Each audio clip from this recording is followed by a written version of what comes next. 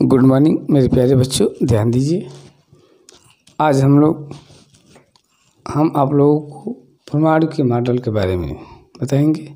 इससे पहले वाले वीडियो में हम रदरफोर्ड के और थॉमसन के मॉडल के बारे में बता चुके हैं। आज हम लोग पढ़ेंगे नील्स बोर का परमाणु मॉडल। रदरफोर्ड की जो बोर के परमाणु मॉडल, रदरफोर्ड के परमाणु मॉडल की जो कमियां थी, जिससे वो परमाणु कैसे अस्थायी निकाय होता है, इसकी व्याख्या करने में असफल रहे। और ये जो स्पेक्ट्रमी रेखाएं हैं, उनकी आवृत्ति भिन्न भिन्न क्यों होती है, इसकी व्याख्या करने में असफल रहे। तो उसके बाद 1913 में नील्स बोर ने प्लांक की क्वांटम थ्योरी के आधार पर नया मॉडल प्रस्तुत किया, जिसे बोर्स का परमाणु मॉडल कहते हैं। तो बोर्स के परमाणु मॉडल की कुछ मुख्य विशेषताएं थी। वो क्या थी? तो पहला कि परमाणु में इलेक्ट्रॉन नाभिक के चारों ओर वृत्तीय पथ में, स्पष्ट वृत्तीय पथ में घूमता है। उस वृत्तीय पथ को कक्षा, ऑर्बिट या सेल कहते हैं।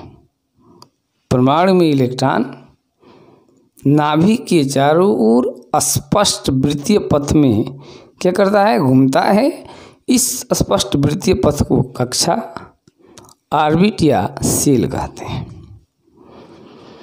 हर इलेक्ट्रॉन हर कोश या सेल में नहीं घूमता। प्रत्येक इलेक्ट्रॉनों के लिए भिन्न भिन्न ऊर्जा स्तर के अस्थायी कोश होते हैं, सेल होते हैं, जिसे अस्थायी ऊर्जा स्तर कहते हैं। और उन कक्षाओं में घूमता हुआ इलेक्ट्रॉन न तो ऊर्जा का अवशोषण करता है और न ही ऊर्जा का उत्सर्जन करता है।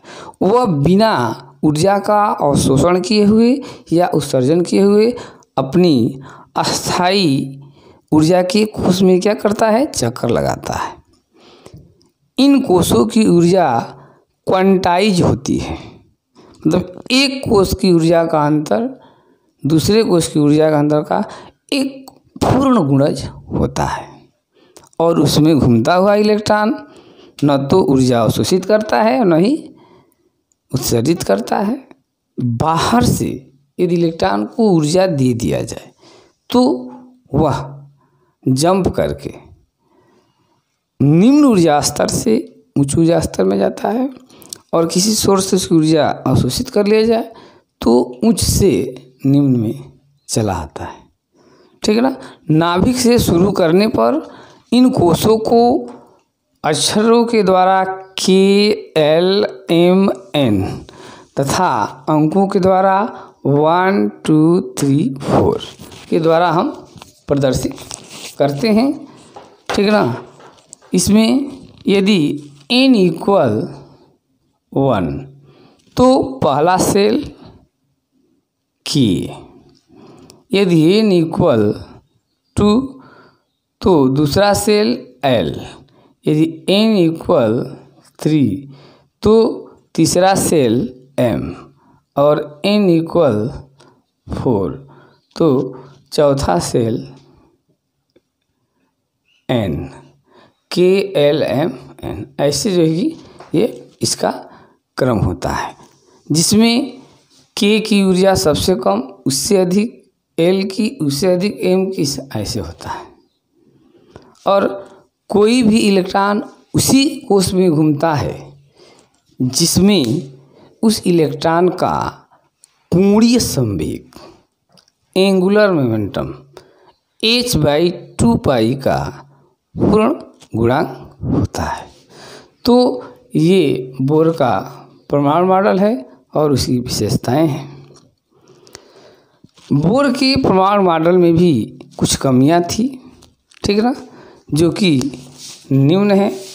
पहला कमी ये था कि बोर का परमाणु मॉडल एक इलेक्ट्रॉन युक्त परमाणुओं के बारे में तो स्पष्ट व्याख्या करता है, लेकिन बहु इलेक्ट्रॉनिक परमाणु को बताने में यह असफल रहा। एक इलेक्ट्रॉनिक परमाणु के बारे में जैसे हाइड्रोजन He+, उसको तो क्लियर बता दिया, लेकिन एक परमाणु में यदि बहुत सारे इलेक्ट्रॉन हो तो उसकी व्यवस्था कैसे होती है, इसको बताने में नील्स बोर का परमाणु मॉडल असफल रहा पहला। और दूसरा नंबर, ये अस्थायी ऊर्जा स्तर भी भिन्न भिन्न ऊर्जा स्तरों में विभाजित होते हैं, इसकी व्याख्या करने में बोर्स का मॉडल असफल रहा। इसकी व्याख्या करने में ये मुख्य ऊर्जा स्तर कोष भी सूक्ष्म उप कोषों में विभाजित होता है, इसकी व्याख्या करने में असफल रहा। और परमाणु आपस में मिलकर के अणु बनाते हैं तो उनकी आकृति कैसी होती है, इसकी व्याख्या करने में भी बोर का परमाणु मॉडल असफल रहा। ठीक है ना। और बोर के अनुसार किसी भी कोष में इलेक्ट्रॉनों का वितरण कैसे होता है तो उसके बारे में भी इनका जो है दिया गया है। बोर के अनुसार किसी भी कोष में इलेक्ट्रॉनों का वितरण जिसको कि निम्न है। इसमें पहला ये है कि किसी भी ऑर्बिट में इलेक्ट्रॉन, कोष में इलेक्ट्रॉन अधिकतम कितने हो सकते हैं, तो 2n²। किसी भी कोष में अधिकतम इलेक्ट्रॉन कितने हो सकते हैं, 2n² के बराबर। यदि n = 1 मीन्स k कोष, तो कितने इलेक्ट्रॉन हो जाएंगे, 2 × 1² मतलब कि 2। पहले कोष में अधिकतम 2 इलेक्ट्रॉन। यदि n = L कोष, तो इसमें कितने इलेक्ट्रॉन होंगे, तो 2n² मतलब कि 2 × ये 2 का स्क्वायर कर देंगे मतलब कि 2 4, तो कितना हो जाएंगे 8।